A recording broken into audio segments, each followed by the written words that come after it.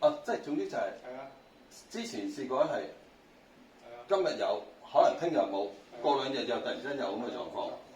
哦，OK。咁唔係，因為我哋要我呢啲資訊去幫你判斷件事係啦。依家呢2日都連續2日都有啦，咁唔知係咪惡化咗啦？唔知啦嚇。OK， 好。師傅會唔會同佢睇水錶啊？陣間先，做咗一樣先一樣係啊，因為我要先了解成件事嘅過程，咁我判斷啦，好冇？即係其實基本上就即係而家基本上日日都有咁滯嘅。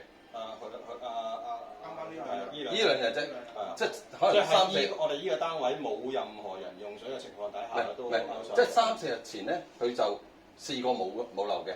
嗱咁講啦，我哋星期5嚟咧有水嘅。係。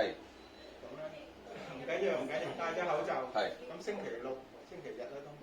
咁星期1咧，師傅一翻嚟咧就見到未用。星期6日冇係因為師傅有時上嚟做嘢都會見到咁樣嘅意思。